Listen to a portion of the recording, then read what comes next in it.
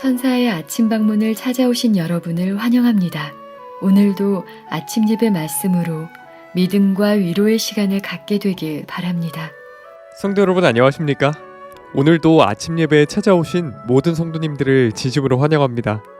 하나님께서는 태초에 아담과 하와에게 해야 할 일을 주셨습니다. 그리고 성경은 일하는 것이 축복이라고 말하고 있습니다. 일하는 것이 어떻게 축복이 될 수 있는지 오늘 말씀을 통해서 꼭 확인해 보시길 바랍니다.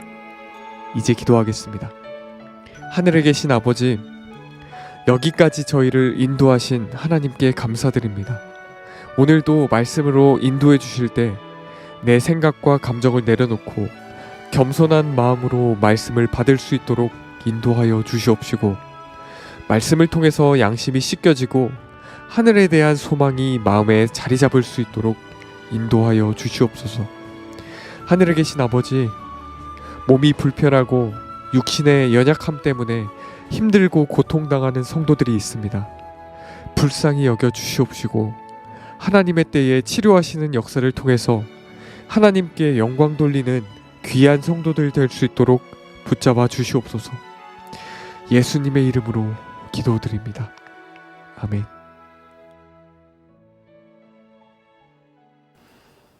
안녕하십니까 성도 여러분. 에덴 동산은 어떤 곳이었을까요? 하나님께서 에덴 동산을 완벽한 장소로 만드셨을 텐데 에덴 동산에서 아담과 하와가 일을 하고 움직이고 활동할 필요가 있었을까요? 또 하늘은 우리가 장차 가서 그곳에서 어떻게 살게 될까요? 오늘은 좀 이 문제를 좀 살펴보도록 하겠습니다. 잠언 6장 6절에 보면 게으른 자여 개미에게로 가서 그 하는 것을 보고 지혜를 얻으라고 했습니다. 개미가 바쁘게 움직이면서 살아가는 모습을 보면은 그 속에서 인간이 어떻게 살아야 하는가에 대한 하나님의 뜻을 볼 수 있는 것입니다. 지혜가 무엇입니까? 지혜란 단순히 머리가 좋고 꾀가 많은 것을 말하는 것이 아니죠. 지혜는 하늘로부터 내려오는 것입니다. 그러므로 건강하고 행복한 삶을 사는 지혜를 받으려면 하나님께서 인류에게 주신 환경과 그들의 삶을 이해해야 합니다. 자, 우리 본문을 읽으면서 이 문제를 생각해 볼까요? 하나님께서는 우리의 첫 부모를 아담에 두시고 유용하고 사랑스러운 모든 것을 그들을 두르셨다. 그들의 에덴 동산에는, 에덴 가정에는 위안과 행복에 기여할 수 있는 것이 전혀 부족하지 않았다. 그러나 하나님께서는, 창조주께서는 아담이 일하지 않고는 행복할 수 없음을 아셨다. 자, 에덴 동산은 어떤 곳이었을까요? 에덴 동산에서 아담과 하와는 아무것도 하지 않고 찬양만 부르고 검은 곳 하면서 쉬기만 했을까요? 그렇지 않습니다. 성경은 신락원과 복락원의 이야기라고 합니다. 창세기에서 인간은 낙원을 잃어버리는 신락원의 이야기를 나오고, 계시록 마지막 장에서 잃어버린 낙원을 다시 회복하는 복락원을 보게 됩니다. 사도 요한은 계시록 마지막 장에서 하늘에 대해서 이렇게 묘사했습니다. 계시록 22장 1절부터 2절입니다. 맑은 생명수의 강을 내게 보이니 하나님과 및 어린 양의 보좌로부터 나서 길가운데 흐르더라. 강 좌우에 생명나무가 있어 12가지 실과를 맺히되 달마다 그 실과를 맺히고 그 나무 잎사귀들은 만국을 소송하기 위하여 있더라. 자, 하늘에도 그렇고 에덴 동산에도 그렇고 아름다운 자연계가 있습니다. 계시록 22장에 나오는 이 하늘의 모습은 아름다운 자연계죠. 또 에덴 동산도 아름다운 자연계였습니다. 하나님께서는 이 인간이 자연계 속에서 활동하고 일하면서 행복을 누리길 원하셨던 것입니다. 본문 읽겠습니다. 에덴 동산의 아름다움이 아담을 기쁘게 했지만 그것만으로 충분치 않았다. 그는 신체의 놀라운 기관들을 활동하게 하는 노동을 해야 했다. 아무 일도 하지 않는데 행복이 존재한다면 거룩하고 순수한 상태에 있는 사람은 일하지 않은 채로 있었을 것이다. 그러나 사람을 창조하신 하나님께서는 인간의 행복을 위하여 무엇이 있어야 할지를 아셨으므로 인간을 창조하시자마자 일을 할당해 주셨다. 하나님께서는 아담과 하와에게 할 일을 주셨습니다. 일을 해야만 행복하고 건강해질 수 있도록 그들의 몸을 만드셨기 때문이죠. 만약 우리가 누워 있어야만, 하루 종일 누워 있으면 행복하다면 우리가 하루 종일 누워 있게 하셨을 것입니다. 그러나 그것이 아니라는 것이죠. 우리는 활동하면서 인격적으로 대화하고 교제하면서 그렇게 행복해질 수 있는 사람입니다. 어떤 분들은 이 아담과 하와가 에덴 동산에서 일을 해야 했고 몸을 움직이면서 활동해야 했다라는 말을 하면 이상하게 생각합니다. 성도 여러분, 우리는 에덴 동산뿐만 아니라 장차 천국에 가서도 일하고 활동해야 합니다. 그곳에서도 게으름과 나태함은 허용되지 않습니다. 그래서 이사야서를 보면은요, 거기에는 하늘에서 구원받는 성도들이 살아가는 실제 모습이 나옵니다. 구원받은 성도들이 하늘에서 사는 모습이 에덴 동산에서 아담과 하와가 살았던 그 모습, 바로 그것이었습니다. 자, 이사야서 65장 21, 22절 또 11장 6절 9절에 나오는 말씀을 좀 함께 읽으면서 살펴보도록 하겠습니다. 그들은 구원받아 하늘에 간 사람들이죠. 그들이 가옥을 건축하고, 자, 하늘에서 가옥을, 집을 건축하는 일이 있다는 것입니다. 가옥을 건축하고 그것에 거하겠고 포도원을 재배하고 열매를 먹을 것이며 그들의 건축한 때에 타인이 거하지 아니할 것이며. 자, 하늘에 가서 집을 짓고 포도원 재배해서 열매를 먹습니다. 아름다운 자연 속에서 안전한 환경에서 일하고 집 짓고 농사를 짓게 될 것입니다. 인간을 위해서 가장 완벽한 환경을 하나님께서 만드셨는데 바로 이런 모습이라는 것입니다. 계속 읽겠습니다. 그들이 지배한 것을 타인이 먹지 아니하리니 이는 내 백성의 수완이 나무의 수완 같겠고. 자, 우리가 사는 생명의 연한, 우리의 인생의 길이가 나무 같다 그랬습니다. 나무와 같이 길다 그랬어요. 이것은 나무만큼만 살고 죽는다는 뜻이 아니죠. 히브리인들에게 이 나무처럼 산다 하는 것은 영원히 사는 것을 의미하는 것입니다. 계속 읽겠습니다. 나의 택한 자가 그 손으로 일한 것을 길이 누릴 것이며 그때 이리가 어린 양과 함께 누우며 송아지가 어린 사자와 암소와 곰이 함께 누우며 송아지와 어린 사자와 살찐 짐승이 함께 있어 어린아이에게 끌리며 암소와 곰이 함께 먹으며 그들의 새끼가 함께 엎드리며 사자가 소처럼 풀을 먹을 거며. 자, 여기 그 암사와 곰같이 큰 짐승들이 어린 아이들에게 손을 끌려서 이리저리 다니는 모습이 나오죠. 또 사자와 연약한 짐승들이 같이 누워있고 같이 어울리고 재밌게 노는 모습들이 나오는 것입니다. 또 사자가 소처럼 풀을 먹을 것이라고 했습니다. 성도 여러분, 하늘에서는 짐승들이 다 소처럼 풀을 먹는 것입니다. 에덴 동산에서도 모든 동물들은 채식을 했습니다. 왜냐하면 거기는 약육강식의 세상이 아니기 때문이죠. 죄가 이 세상에 들어온 이후 힘센 것이 힘없는 것을 잡아먹는 모습이 나타난 것입니다. 죄의 결과가 생긴 것이죠. 그러나 죄가 없는 곳으로 가면 하늘에서는 강한 동물과 약한 동물이 서로 장난치고 조화를 이루면서 살게 되는 것입니다. 하늘은 정말 행복하고 안전한 곳입니다. 계속 읽겠습니다. 젖먹이는 아이가 독사의 구덩에서 장난하며 젖된 어린아이가 독사의 굴에 손을 집어넣을 것이며. 자, 어떤 분들은 이 말씀을 보고 하늘에도 독사굴이 있다고 생각하는데 이 말씀은 그런 뜻이 아니죠. 이 땅에서 사람들이 그 땅굴에 손을 잘못 넣었다가 뱀에게 물리고 개미에게 물리고 벌떼들에게 당하는 고통들이 있습니다. 그러나 하늘에서는 땅에 있는 아무 구멍에 손을 넣어도 안전하다는 것입니다. 나의 거룩한 산 모든 곳에는 햇댐이 없고 상함도 없을 것이니 이는 물이 바다를 덮음같이 여호와를 아는 지식이 세상에 충만할 것임이니라. 성도 여러분, 이것이 우리가 장차 하늘에 가서 살 그 하늘의 모습입니다. 이 땅에서 죄를 버리고 하늘을 바라보면서 살면 하나님께서 우리에게 완벽한 행복과 건강을 주실 것입니다.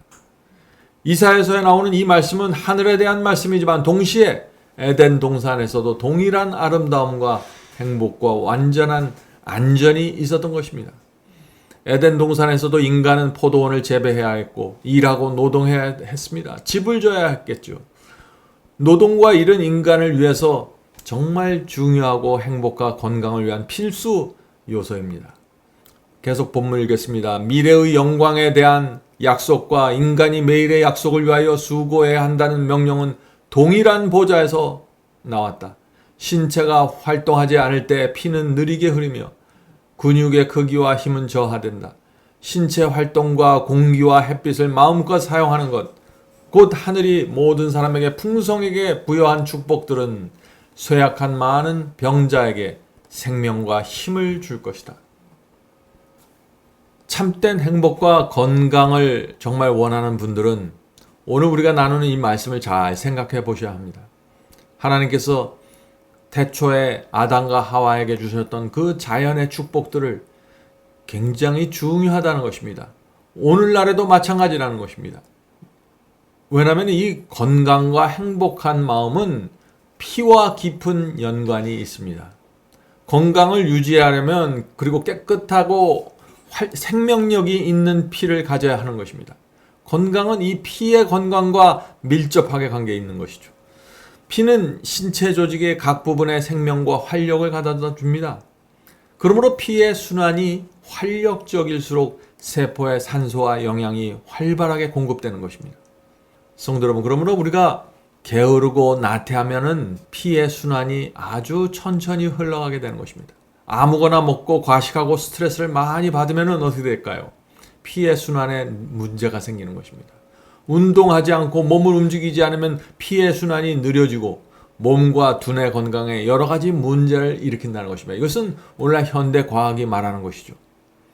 이 모든 것을 아셨던 하나님께서 사람에게 활동하라고 명령하셨고 움직이고 집을 짓고 포도원을 재배하라고 하시는 것입니다. 맑은 공기를 마시는 것도 중요합니다. 요즘 한국에서는 공기가 너무 좋지 않죠? 그래서 우리가 가족들이 시간을 내서 공기가 맑은 곳에 가서 산책을 하고 노동을 하면서 맑은 공기를 우리의 몸속에 깊이 집어넣는 것 중요한 것입니다. 하늘과 에덴 동산이 이 모든 것을 갖추고 있었습니다. 햇볕과 공기와 그 환경 모든 것을 갖추고 있어서 인간의 건강과 행복을 위한 최고의 장소였습니다. 본문을 읽겠습니다. 일은 저주가 아니라 축복이다. 부지런한 노동은 청년이든 노인이든 간에 많은 사람을 일하기를 게을리하는 자들에게 여전히 불행을 안겨주고자 하는 자의 함정에서 꺼내줄 것이었다. 왜냐하면 정직한 수고는 우리를 고상하게 해주기 때문이다. 손이 일상적인 일에 종사하는 동안 정신은 고상하고 거룩한 사상으로 채워질 것이다. 게으름과 나태함 속에서는 고상하고 거룩한 사상이 자리 잡을 수가 없다 하는 것입니다. 활력 있는 삶이 중요합니다. 건강한 몸에 건강한 정신이 깃든다고 했습니다. 몸과 마음은 깊이 연결되어 있습니다. 몸은 정신에 영향을 주고 정신도 또한 몸에 영향을 주는 것입니다. 서로 영향을 주는 것입니다. 정신적 스트레스가 많아지면은 몸에 즉각적인 영향을 주어서 소화가 잘 안 되죠. 스트레스가 많으면 혈압이 올라가게 되고 두통이 생기게 됩니다. 이 몸이 정신에 영향을 주는 것입니다. 그래서 그리스도인은 몸과 마음의 건강을 공급하기 위해서 생명의 법칙, 성경에 나오는 생명의 법칙, 에덴 동산에서 하나님께서 주신 그 생명의 법칙에 관심을 갖고 살펴봐야 하는 것입니다. 그곳에 인류를 위한 가장 안전한 생명의 법칙이 있습니다. 본문 읽겠습니다. 무활동과 게으름은 경건을 파괴하며 하나님의 성령을 근심하게 한다. 성도 여러분, 우리가 활동하지 않고 방에 누워서 쓸데없이 시간을 보내면은 경건함이 서서히 무너지게 된다는 것입니다. 그런 삶은 성령을 근심하게 한다는 것입니다. 신앙은 성경을 읽기만 한다고 해서 되는 것이 아닙니다. 몸과 마음이 함께 건강할 수 있는 삶을 살아야 하는 것입니다. 제가 가끔씩 저희 교우들에게 좋은 공기와 자연이 있는 곳에 가서 사는 이 라이프 스타일을 소개하는 것은 뭐 여러 가지 이유가 있지만 신앙의 균형과 조화를 위해서도 그 조용하고 한적한 곳에 가서 맑은 공기가 있는 곳에 가서 사는 것은 중요한 것입니다. 이 도시의 삶에 길들여진 현대인들에게 이상하게 들릴 수 있지만은요, 조용하고 아름다운 곳에 가서 사는 삶의 유익은 정말 큰 것입니다. 고요 있는 물은 더러우나 흐르는 물은 건강과 기쁨으로 땅을 적신다. 회심한 남녀는 누구든지 일꾼이 될 수 있다. 분명 하늘에서도 일이 있을 것이다. 구속받은 자들은 꿈꾸던 나태한 상태에서 살지 않는다. 하나님의 백성들에게는 안식이 남아있다. 자신들의 모든 소유와 존재 전체에 빚을 진 그분을 그들이 섬기는 가운데 발견하게 될 안식이 남아있다. 성도 여러분, 에덴 동산도 그렇고 하늘도 그렇고 매우 활동적인 곳입니다. 우리는 그곳에서 하늘에서 집을 짓고 포도원을 가꿀 것이며 사자와 곰이 함께 어울리면서 살아가는 모습을 볼 것입니다. 천사들과 교제를 나누고 완벽한 건강과 행복을 누리게 될 것입니다. 하늘은 구름 위에 앉아서 무료하게 시간을 보내는 곳이 아닙니다. 우리는 하나님께 나가 우주의 과학과 신비를 날마다 배우게 될 것입니다. 어떻게 죄가 들어왔고 하나님께서 어떻게 사탄을 물리쳤으며 구원에 대한 전체 진리를 우리가 배우게 될 것입니다. 하늘은 하루하루가 흥미있는 곳이 될 것입니다. 이 땅에서는 슬픔과 고통이 있지만 하늘에 가면은 죽음에 대한 슬픈 소식이 없을 것입니다. 거기는 장례식의 행렬도 볼 수 없을 것입니다. 하늘에는 눈물을 흘리게 할 모든 원인이 없을 것입니다. 성도 여러분, 우리는 죄로 저주를 받아 고통과 피해가 충만한 이 세상으로부터 눈을 돌려서 우리가 앞으로 실제 살아야 될 그 하늘 고향을 바라보아야 될 것입니다. 푸른 잔디와 초원이 펼쳐져 있고 생명강이 흐르는 아름다움을 명상하시기 바랍니다. 바울도 그렇게 살았습니다. 바울도 고되고 힘든 삶 속에서도 하늘을 생각했습니다. 고린도전서 2장 9절이죠. 기록된 바 하나님이 자기를 사랑하는 자들을 위하여 예비하신 모든 것은 눈으로 보지 못하고 귀로도 듣지 못하고 사람의 마음으로도 생각지 못하였다 함과 같으리라. 하나님께서 우리를 위해서 예비하신 것은 정말 우리가 상상할 수도 없는 아름답고 완전한 장소가 될 것입니다. 오늘도 하나님께서 우리를 위하여 준비하신 그 하늘을 바라보면서 게으름과 나태함을 물리치고 선으로 악을 이기면서 살게 되길 간절히 바랍니다. 이제 기도하겠습니다. 하늘에 계신 아버지, 사자와 토끼가 어울리고 큰 소와 곰이 어린아이의 손에 이끌려 다니는, 또 생명수 강이 생명을 갖고 흐르는 그 아름다운 곳에 저희가 살게 해 주셔서 감사합니다. 주님, 저희가 이 땅에 사는 동안 하늘을 바라보면서 살 수 있도록 도와주시옵소서. 이 땅의 어둠과 질병들을 보면서 실망하고 낙담한 저희들의 마음을 하늘로 들어 올려주셔서 밝고 아름답고 영원한 생명을 보면서 살 수 있도록 도와주시옵소서. 하늘에 계신 아버지, 저희 마음에 오늘도 주께서 찾아오셔서 이 세상을 나그네로 살고 하늘 바라보며 갈 수 있도록 도와주시옵소서. 예수님의 이름으로 간절히 기도드립니다. 아멘. 성도 여러분, 마지막 사명에서는 아침 예배 채널을 유튜브에서 별도로 운영하고 있습니다. 아침 예배 채널에서는 매일 새벽 4시에 예배 영상이 올려지고 있으며 특별히 아침 9시에 예배가 진행됩니다. 아침 9시 예배가 아침 예배 채널의 독특한 특징입니다. 원하시는 분들은 유튜브에서 아침 예배 채널을 별도로 구독 신청하여 주시면 저희와 함께 아침마다 예배 드릴 수 있습니다. 매일 아침마다 하나님의 말씀으로 저희 모두가 주 앞에 나와 예배 드리는 신앙으로 함께 나가게 되길 간절히 바랍니다. 감사합니다.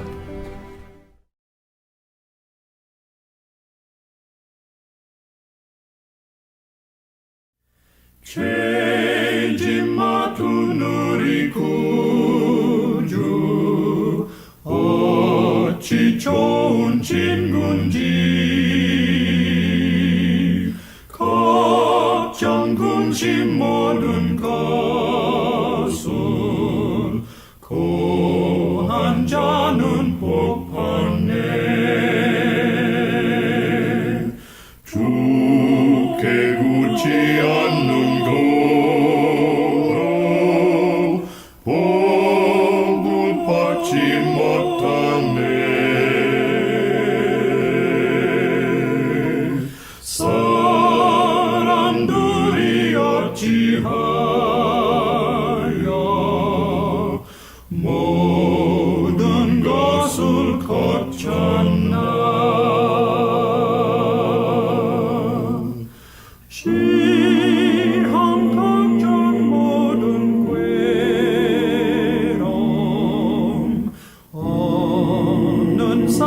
사람 누군가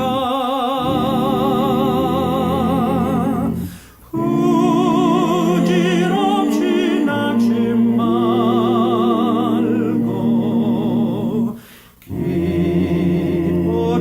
기도드려고 하세. 이런 진실하신 친구 찾아볼 수